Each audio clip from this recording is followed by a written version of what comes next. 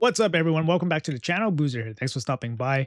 Hopefully, you guys have a great day so far. In today's video, we're going to be talking about all of the Provoke champions in this game, and we're going to attempt to rank them all in terms of arena effectiveness. Now, if you guys missed the new announcement here, we did get a bit of news regarding the Mercurial set.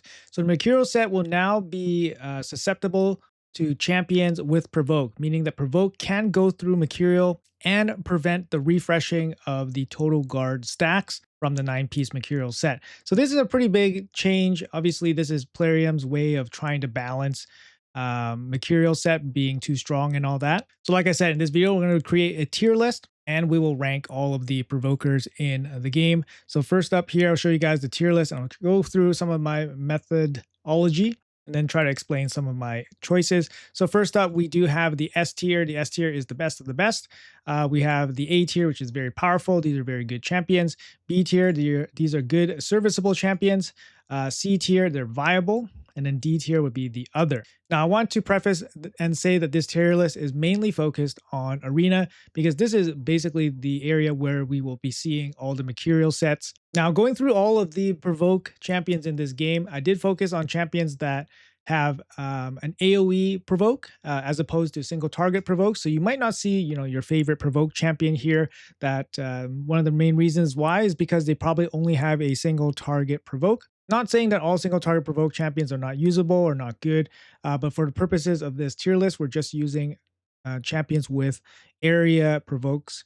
We also only chose champions that have active ability with provokes. There are some champions that have passive ability that can place provokes, in which case we just decide to leave those champions out. There was no noticeable omissions. In this case, we're just, like I said, using AoE provokes. Now, there's many champions with AoE provokes.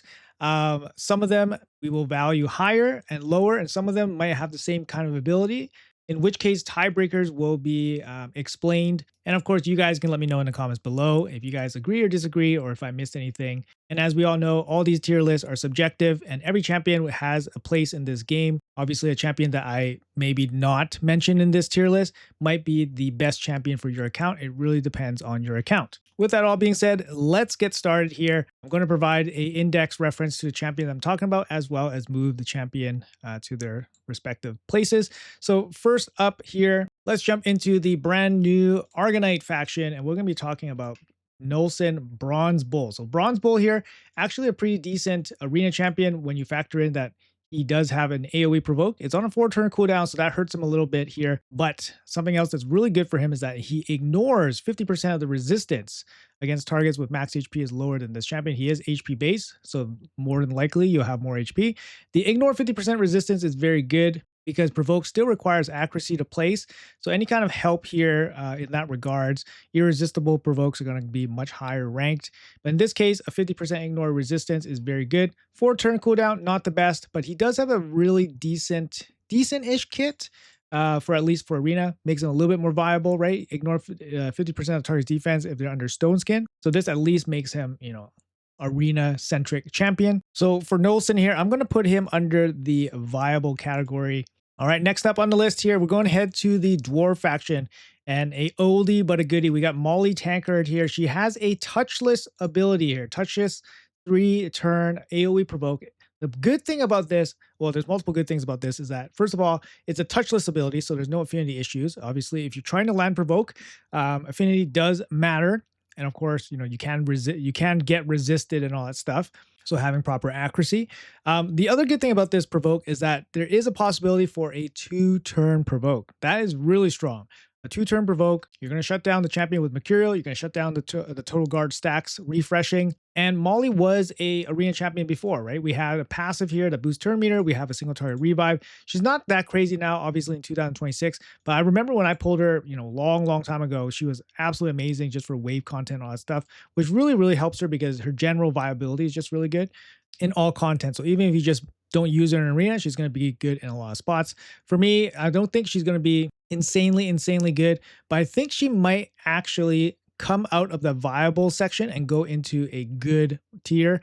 She does have decent base speed as well, 100 and 107, and she does offer a little bit of support with the single target revive here. So we could potentially see her, show up a little bit, just make her super fast so that she can get those provokes in right away. Moving on, we're heading to the Skinwalkers here. So on to another Void Legendary, and it's going to be Coronar here. Coronar does get a little bit of a look. Big HP, big flat HP champion. He's got AoE A1s. He's got Provoke here on the A2. It is going to be a place, which is really, really good. And it's going to be on a 3-turn cooldown. He is Void Affinity though, so it doesn't really matter if it was a hit or not. But the Provoke placement is still very nice. Don't worry about this Mania synergy here. He can be pretty annoying, all this turn meter stuff. And then he does bring decrease defense and decrease attack. I think he could potentially be a viable champion, so I'm going to stick him right there. Currently, he's not being used in any kind of arena. But a touchless provoke AoE attack is still pretty good enough to be a viable champion. Moving on to the next champion here, we're going to head to the Night Revenants, and it's going to be another Void Legendary. We're going to be talking about Soulless. So Soulless used to be the best defense-based damage dealer in the game. That was many, many years ago, and we did see him in like Platinum Arena and stuff like that. His kit has since been redone. Is much better now. He does have an enemy strip here with a decreased accuracy and a hex, so he does need accuracy to do all this stuff. And here he does have an AoE attack with a provoke. It's on a 3-turn cooldown. He can also dish out some damage here. His passive does give him some additional damage boost. Well, that's for your whole team. And he does have an ignore resistance as part of his kit. So this is all factoring into his kit. He's a damage dealer. He has viable, potentially viable damage. He can offer some support. He offers some debuffs. He's going to be good in lots of areas of the game, not just PvP. And yeah, he does have a AoE provoke, and it's going to be a Void Affinity hit. So, don't have to worry about affinity issues. So I do like him. He does seem more viable nowadays. Maybe his value does go up.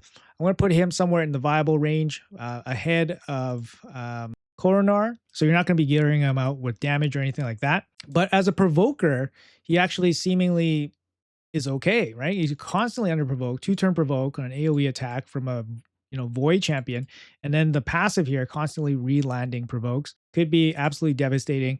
Well, we're going to put him, currently he sees no play, but we're going to put him into the viable category here. I'm going to put him ahead of Coronar because I do like his kit a little bit better. It's kind of like Coronar's kit since he's a Void Legendary with an AoE attack, but I do like the 2-turn provoke a lot, and then obviously the passive that helps you keep landing the provokes is very, very nice. All right, let's move on to our next champion here. We're heading to the Sacred Order, and we are going to be talking about Bivald the Thorn. Bivald the Thorn was a fusion back in the day.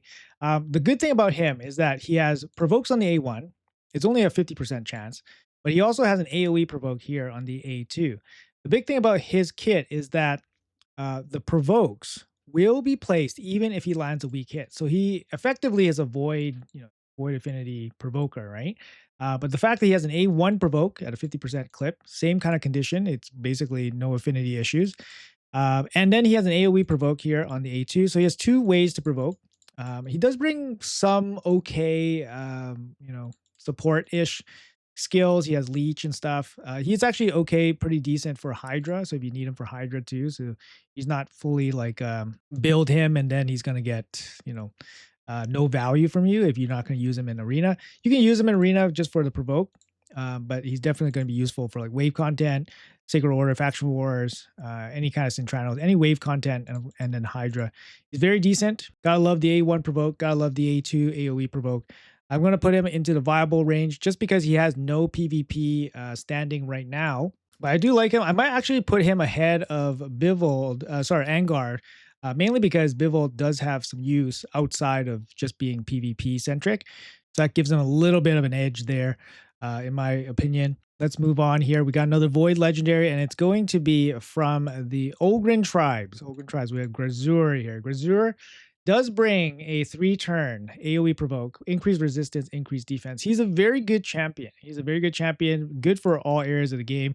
He has a big heal here, increased duration of buffs, and then he has an A1 with a shield. And his passive is very good too. It gives him an unkillable buff. It also heals your entire team. He has max HP damage, so it makes him relevant for like boss content and stuff like that. All the AoE hits are going to be helpful against removing Mercurial stacks. So I do kind of like him. I do like that he's just good in all areas. I do think he can be useful for arena, definitely for siege type teams. He will be very viable. So I'm going to put him slightly ahead of Deathless here and definitely up high in the viable list. Don't think he's going to be a top tier pick, but I think he's going to be very decent now after the buff to provokes. All right, let's move on to our next champion here. We're flying to the Shadowkin, and this time we're going to be talking about Harima here. Harima gets a little bit of a buff here from the Provoke update against Mercurial.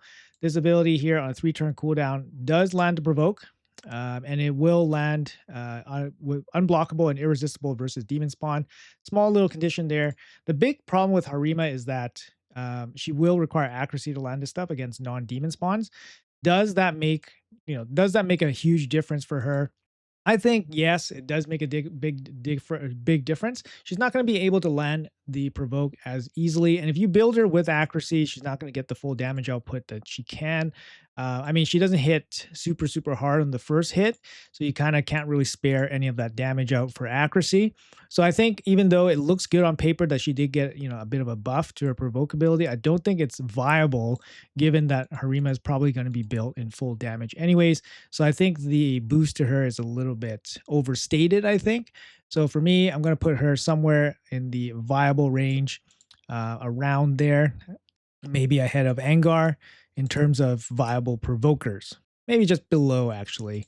Giving her a lot of credit just because she has a very good kit and she is somewhat viable for PvP currently. All right, let's move back to the Dwarf faction here, and we will be talking about Tormin the Cold. Tormin the Cold, so many years of this guy running the PvP show. Ever since Stone Skin, he's kind of fallen off quite a bit. But now with Hilvi back in the mix from late last year, we saw a little bit of a resurgence here for Tormin because they combo so well together. Now, the big thing here about him is that he does have a 4-turn AoE provoke. He is Void Affinity, so that does help his cause. And he does have a serviceable kit in the arena, especially paired up with Hilvi. Does that make him significantly better to have the provoke in his kit? Keep in mind that Hilvi does activate this A3 occasionally from her kit. So if you have them together, they become more lethal this way, going through Mercurial and stopping total guard stacks. I think as a general provoker, especially with Hilvi, he becomes way more viable. But by himself, I still think he's okay. So I'm going to put him in the good category there behind Molly. He also brings a bunch of AoE abilities too, or at least his A1 is an AoE ability to help remove some of those Mercurial stacks. So there we go. Next up here, we have from the Lizardman. We have Lizardman. There we go. Another Void Affinity champion, and we have Mr. Krisk. Mr. Krisk hasn't been really used in arena for a long time. The big thing about him is that he does bring the passive shield here that just shows up at the start of the round, which is still pretty nice. He does have a bunch of AoEs in his kit, which does help remove Mercurial stacks, and he has a touchless 3-turn provoke. Obviously, this is a big deal. It's going to go right through all those Mercurial stacks, and then he can help remove those Mercurial stacks with all his AoE attacks. He does bring some decent support with the ally protection, continuous healing, decreased attack, and stuff like that. Bad thing about him, 94 base speed, really hurts to build him fast, hard to build him fast to get that provoke in. But I think for some teams, he might actually be viable just because he does bring this shield, which can help a little bit in terms of survivability. So I'm going to put him somewhere in the good where that he can perhaps show up in some teams. All right, up next, our first epic of this list, guys. And it's going to be from the Demon Spawn faction, and that's going to be Umbral Enchantress. Umbral Enchantress, really strong in terms of having this provoke here. This is a 2-turn provoke. It's on a 5-turn cooldown, unfortunately, and she does put some of these negative debuffs on herself. However, if you put Mercurial stacks on her or total guard stacks on her, the total guard stacks will prevent those debuffs from happening. So you effectively have a 5-turn AoE, 2-turn provoke. And then you have another AoE here on the A2, which places block buffs, which is very nice. It's a 3-turn duration block buffs, which is super nice. Very simple kit. Unfortunately for her, 93 base speed really hurts her. But I think for an epic, she definitely is viable to help some of you guys out that are still progressing through the game, that are running into some issues, fighting against Mercurial, for example. But I don't think she's a super strong like provoker in that this is a 5-turn cooldown, so you have to kind of make this work so that it kind of brings it down a little bit. Maybe you can put like a refresh set, or like impulse set or reflex set or something like that to make this a little bit more viable. But for me, I think she does play a viable role. Perhaps I'm going to put her somewhere around here in terms of being a viable provoker. Gotta love the 2-turn provoke. It's really strong, and she is void affinity, so it doesn't. She won't get the weak hits off. Let's move on to our next champion here, and it's going to be our first mythical champion on this list, and we are going to be going to the Lizardman mythical champion, and we're going to be talking about Anaxia here. Anaxia is the free mythical champion. You acquire fragments from the Grim Forest. Everybody should be able to get her eventually. She's a decent progression mythical champion. However, spending books on anything on her kit is kind of not really worth it. As for a mythical, she seems relatively weak, but the buff to her provoke attributes in her kit does make it a little bit more viable. She does have a 3-turn provoke. No books allowed or no books required in this ability for this to work.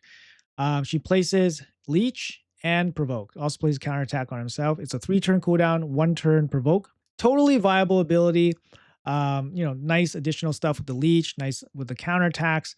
Her passive also gives her the opportunity to re-land provokes if enemies under leech attack her. So that's another thing that can really help her lock down the enemy. And of course, being a mythical, she does have the flexibility of having a secondary form if the first form is locked out, or if you need some other options. Secondary form is mainly focused around damage. She does have an ignore stone skin ability, so perhaps you could use this ability if you don't need her for the provokes. But it's always good to have the flexibility of a mythical champion, and this ability very solid. The problem here, small problem, is that she is affinity based, so you'll run into weak hits. If you do land books in her kit, she does have an ignore 20% resistance, which again really helps the accuracy requirement to land those provokes. For me, I think she lands somewhere in the good category, a little bit more viable than I think Molly. So I think she's going to be good. All right, guys. Given the total package of her kit, and that you can acquire her basically for free from the Grim Forest.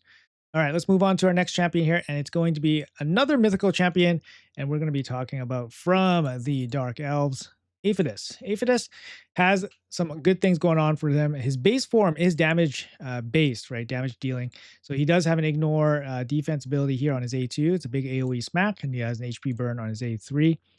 Now, his provoke comes in his secondary form, and of course, being a mythical gives him flexibility to have 2 different forms.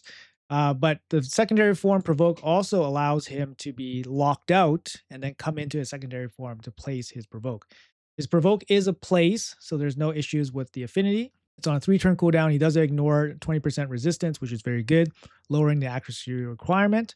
And he does bring some other crowd control stuff in his kit, so not a bad package here. To me, I really like the provoke being on the secondary form. Really helps, gives him a little bit of options, especially if he's locked out. So I do like him a little bit more than Anaxia here, even though I think Anaxia is a slightly better provoker, considering that her passive can help land provokes also. But overall, I do think Aphodus's kit, base form and secondary form, is a little bit stronger than Anaxia's. So I'm going to put Aphodus just ahead of Anaxia there. But let's move on to our next champion here, and we're going to go to the Barbarian faction, and it's going to be Freya. So Freya, very good champion. I mean, I'm sure if you guys have Freya and you guys don't have crazy amounts of champions on your roster, she's probably going to get used in PvP at some point. Really good full team cleanse here with block debuffs and a turn meter boost on a 3-turn cooldown. Very good. Big shields, big increased defense here on the A2. And then the A1 does bring a provoke. It's an AoE provoke on a 40% chance. Not a big percentage chance, but then she does have the ability to activate the A1 and provoke you if a shield placed by this champion is removed by damage. And that applies to your entire team, so it does, give you extra opportunities to land the provoke. She does come in here with 110 base speed. Does this make her a great provoker? Probably not. But the sum of her entire kit, paired up with the provoke mechanic now, does make her kit a lot better. And because she was already a very powerful PvP champion, I'm going to put her still in the A tier. So she's going to be the first A-tier champion there. After that, we're flying back to the mythical champions again, this time from the Orc faction. We're going to talk about Ashnar. Ashnar, very good champion after his rework. He does have a huge turn meter boost here with the weakened HP burn, 30% boost here on a 3-turn cooldown. And his provoke does come on his secondary form. So you can kind of see here his provoke, whereas it's going to come with his big attack, with all his big buffs. And it's going to be a 3-turn cooldown ability. Now for Ashnar, like I said, with Aphodus, his provoke comes in a secondary form, which gives him some flexibility in the event that his base form is locked out. So that's really, really good, especially if you need this guy to be your provoker. Unfortunately, the provoke does require accuracy, and he does not have the ignore 20% resistance. So that might not make him an actual viable provoker. But I think the sum of his parts with how good his kit is, you'll probably still be using him regardless, because his kit brings so much, and he already kind of gets used in PvP in some areas. I like him enough to put him in at least the top of the good category here. So that's where we're going to put him.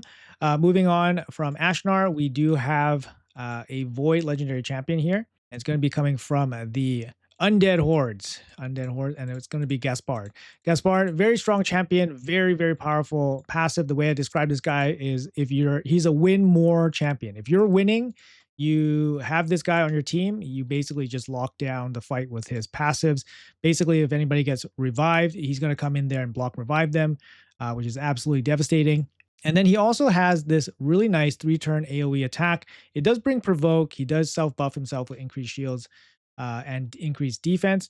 The problem with him is that, you're going to require accuracy on this stuff to land the provokes. He does bring decreased attack and weaken. So he does have relevant, some relevant debuffs here, but you also want to build him with some good damage too. So having him with accuracy will take away some of the damage. But the sum of his parts is very strong. He's a very strong kit overall, and he's already being used in PvP. So I do like him enough. I think he's very powerful.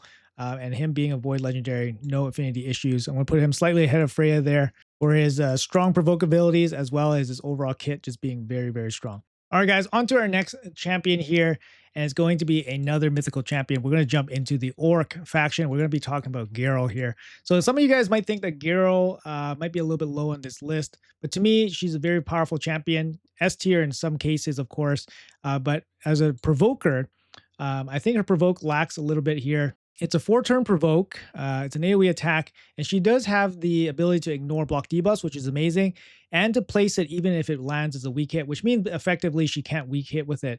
However, she does require accuracy to land the provoke. It is in her base form, and yeah, with the 4-turn cooldown, it's not the best provoking ability. She does bring ignore resistance by 20%, which helps with the accuracy requirement, but still, I think that hurts her a little bit. However, the sum of her entire kit makes her a very, very viable provoke champion.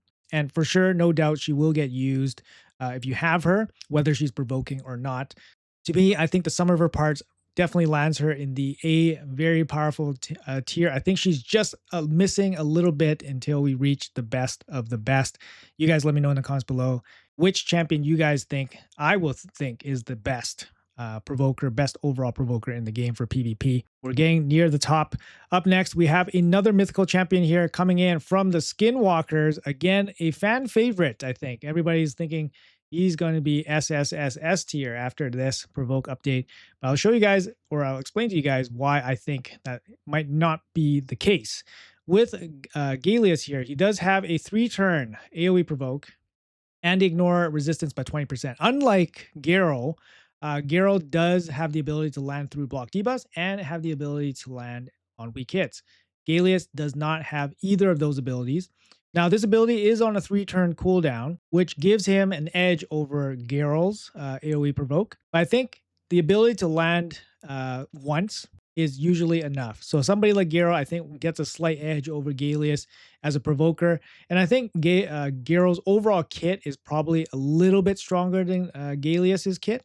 Gharol hits definitely way stronger. He has the ignore 50% damage, but Galleus can hit hard, but it depends on the amount of buffs the enemy has. If the enemy has no buffs, then yeah, he's going to do more, but Gharol has basically 50% ignore defense on the A2 on the secondary form. So I do think Gharol's kit's a little bit more consistent, and his provoke, I think, is slightly stronger. So I'm going to put Gharol slightly ahead of Galleus here in the A very powerful tier. But I think both of these champions are very close to the best of the best in terms of just provoking champions.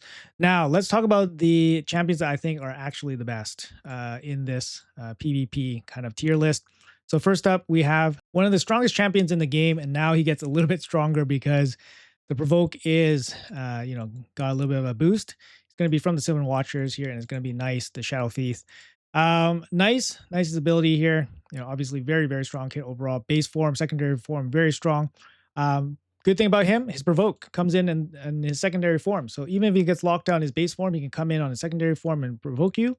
His provoke also does not require accuracy.